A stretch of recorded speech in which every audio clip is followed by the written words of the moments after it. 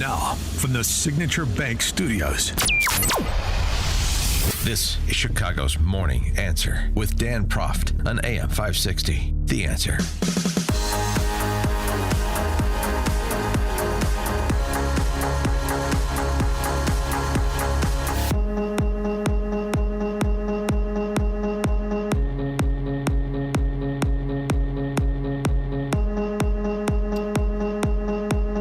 Top of the morning, Dan Proft here.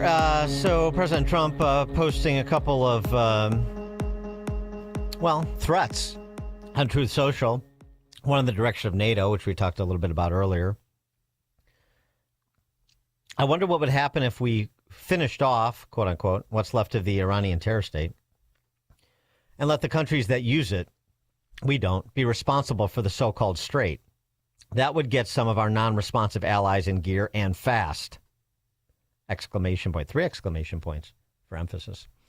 Yeah, which, as we discussed earlier, which is why we've heard from NATO Secretary General Mark Rutte about his conversations with Western European leaders, where I think he is trying to manage relationships a little bit and hopefully dull the sharpness of some of the rhetoric, saying, oh, well, of course, Western Europe has an interest in seeing the Iranian campaign go well, the Strait of Hormuz opened, and we're working on it.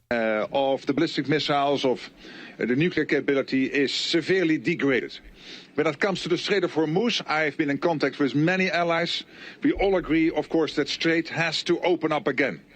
And what I know is that allies are working together, discussing how to do that. What is the best way to do it? They're working on that collectively to find a way forward.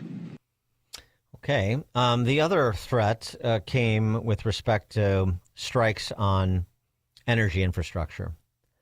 President Trump posting Israel out of anger for what has taken place in the Middle East violently lashed out a major facility known as South Pars gas field in Iran. Relatively small section of the whole has been hit. The United States did not know about this particular attack, and the country of Qatar was in no way, shape, or form involved with it. Unfortunately, Iran did not know this, or any of the pertinent facts pertaining to South Pars attack, and unjustifiably and unfairly attacked a portion of Qatar's LNG gas facility, the largest in the world. No more attacks will be made by Israel pertaining to this extremely important and valuable South Pars field unless Iran unwisely decides to attack a very innocent, in this case Qatar, in which instance the United States of America, with or without the help or consent of Israel, will massively blow up the entirety of the South Pars gas field at an amount of strength and power that Iran has never seen or witnessed before. I don't want to authorize this level of violence and destruction because of the long-term implications that it will have on the future of Iran. But if Qatar's LNG is attacked again, I will not hesitate to do this. Thank you for your attention to this matter. Of course, the customary sign-off. For more on this development, and by this I mean, in particular, the strikes on energy infrastructure, and whether or not that represents death throes for the regime, please be joined by Brian Carter, fellow with the Critical Threats Project at the American Enterprise Institute. Brian, thanks for joining us. Appreciate it. Thanks for having me. So how should we look at this? And President Trump has sort of repeatedly expressed a desire to avoid knocking out energy infrastructure in Iran, as well as to avoid knocking out, turning off the lights altogether. But he can only be pushed so far, he says. Yeah, I think one of the important things for us to keep in mind in the context of the strikes that we saw yesterday on the South Pars field was that Iran had also targeted energy infrastructure since the beginning of the war. That doesn't necessarily justify or explain the U.S. strikes, though. The U.S. strikes, I think, not the U.S. strikes, the Israeli strikes are a response to the closure of the strait and efforts to reopen it. And so they're trying to kind of restore deterrence with Iran with regards to the strait.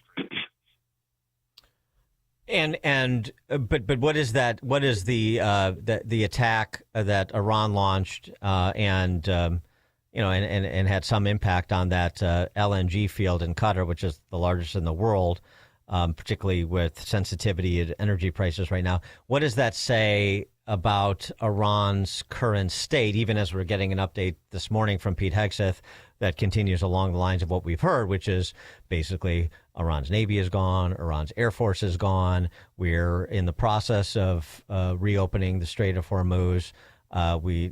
Israel took out their intel minister yesterday. That regime continues to be crippled with the cardboard Ayatollah nowhere to be found.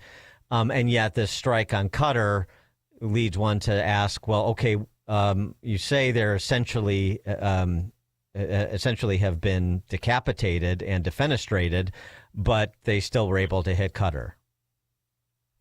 Absolutely, and I think that's a great point. The challenge that the administration and that the U.S. military, as well as the Israelis, are going to have over the coming weeks is that when Iran launches attacks, it only takes a couple missiles or drones to penetrate the air defenses to cause a major strategic issue, especially when you're targeting relatively fragile infrastructure like a gas field, right? And I think that as we progress into this, the standard for stopping these attacks is going to be very high. Now, of course, for a long time, when we had to deal with these missile attacks from our adversaries, there were no interceptors. So it's not a wholly new thing in warfare to be taking missile hits.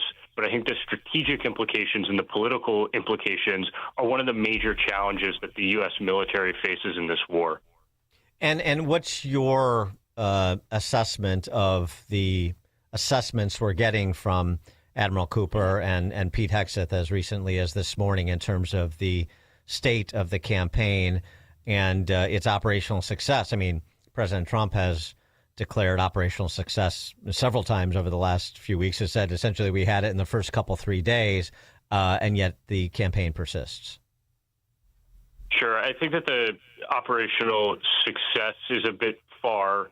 I wrote a piece just the other day highlighting the operational progress that's being made, and I think that's an important word, progress. These things are going to take longer than 20 days. That doesn't mean, we sit here and we say, U.S. military, stick to your guns for as long as it takes. That's not what I'm saying. Rather, I think we need to carefully evaluate the progress that is being made. We've seen the missile and drone attacks fall. There has been a slight increase in the last couple of days that I think is concerning, as well as U.S. Central Command beginning to conduct operations to target anti-ship cruise missiles that threaten the Strait of Hormuz, as well as smaller ships, not just the large naval vessels that we've already destroyed. Is there any way of assessing the relative stability, I guess is the word, of the remaining remnants of the Khomeini regime? I mean, are they, basically on their backs to the extent that they're still breathing, or are they reconstituting themselves? Do we have any ability to assess that? Yeah, I think thinking about the regime as remnants at this point is a bit far. The regime still controls the ground in Iran, and that's very important. But we are seeing some indications that at lower levels of the regime, especially within the military and the internal security apparatus, there are real concerns about whether or not those individuals will actually do their jobs within the regime. The Israeli targeting of internal security checkpoints and police stations has caused many of those individuals to take shelter under highway overpasses and residential buildings.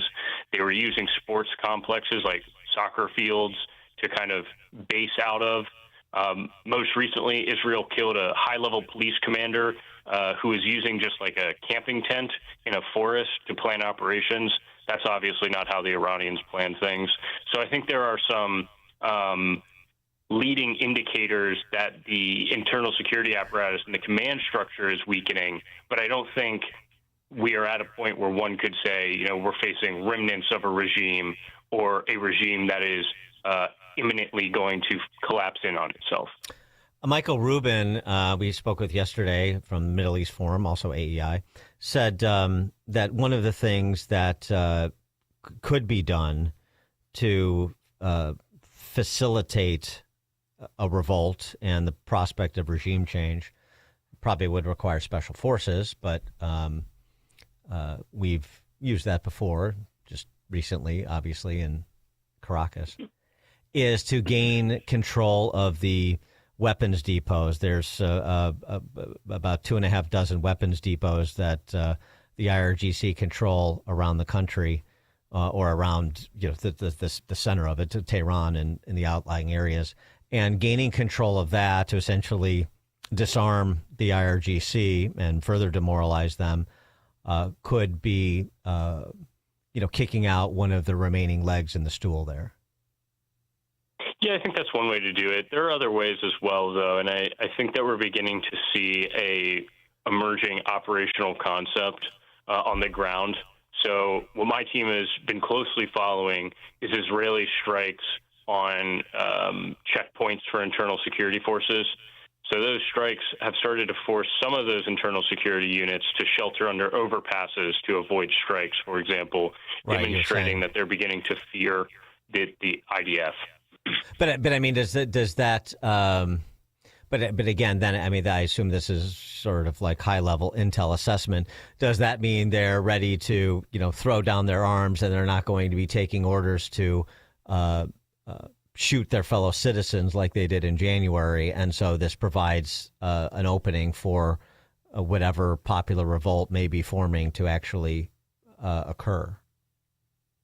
No, I don't think we're at that point yet. I think that there's going to need to be a little bit longer of an effort to target these internal security forces to prevent their ability to operate effectively. And, yes, their checkpoints are moving under bridges, but the checkpoints are still there, right? We need to see those checkpoints disappear and those forces unwilling to do what they are told. I don't think we're quite at that point yet. Again, there's kind of leading indicators. Israeli intelligence says that some forces are beginning to desert or not take orders, but we haven't seen that at a widespread scale at this point in time. Is there any give with respect to the alignment and support from the Gulf states that have taken some hits, UAE and Qatar? We were just talking about Saudi Arabia, so forth. Or are they still more or less aligned with the combined U.S.-Israeli campaign? I think they're more or less aligned with the combined U.S.-Israeli campaign. Just yesterday, a top Emirati advisor said that, the Emirates is not facing 2,000 Israeli missiles and drones. It's facing 2,000 Iranian missiles and drones. And so I think these allies and partners of the United States kind of see reality for what it is as they take these Iranian attacks. That said, there was considerable frustration over the Israeli attack yesterday on Iran on the gas fields that the U.S., in my view, was aware of and did coordinate with the Israelis. And I think that's why we saw the Truth Social from the president kind of disavowing that attack and saying there will only be more if the Iranians continue to attack gas and oil infrastructure.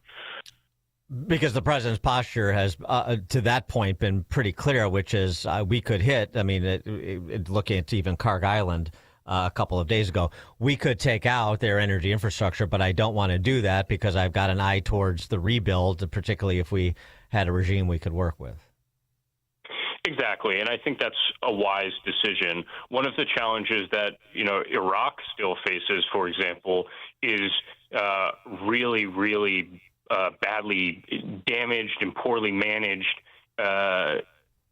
energy infrastructure that started during the U.S. campaigns there. So I think it's a wise decision by the president to try to avoid some of these energy attacks as much as possible. The original timeline of basically 4 to 6 weeks, let's say, we're about halfway to the outer limit of that range. Is that feasible? Could we be in a position 3 weeks from now, let's say, where we have we can confidently declare operational victory and withdraw? Unfortunately, I don't have the U.S. or Israeli campaign plan sitting in front of me, so it's a little hard for me to determine how long it will take based on what goals those militaries have set for themselves. What I will say is that we face a decision point right now. In the United States, the U.S. administration faces a decision point, and that decision point is, are we okay with stepping back even if we don't prevent Iran from threatening shipping in the Strait of Hormuz? I think that would be a very bad idea. And so the Strait of Hormuz is kind of the linchpin around which all of this revolves.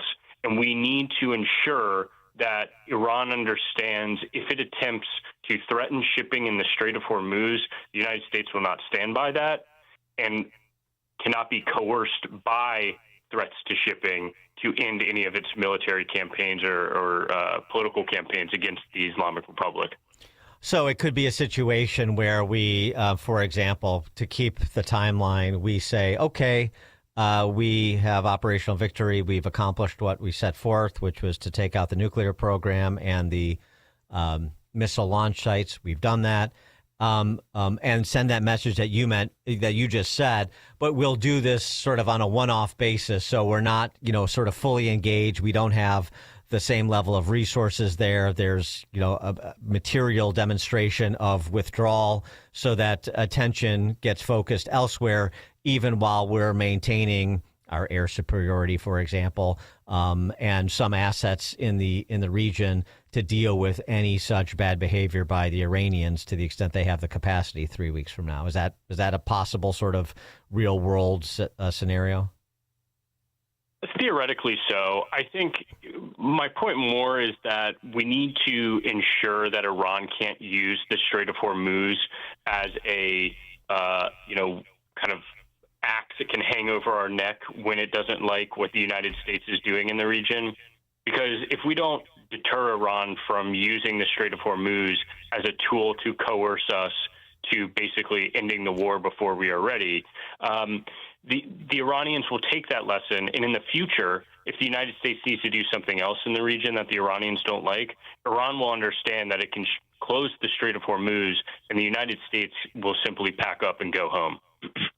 Brian Carter is a fellow with the Critical Threats Project at the American Enterprise Institute. Brian, thanks for joining us. Appreciate it.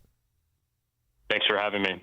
And he joins us on Chicago's Morning Answer. The more you listen, the more you'll know. This is Chicago's Morning Answer. Morning Answer on AM 560. The Answer. This is an urgent announcement for anyone that's $10,000 or more in debt. Before you make another minimum payment, you need to know there are special programs that can completely free you of your debt. Total Financial Freedom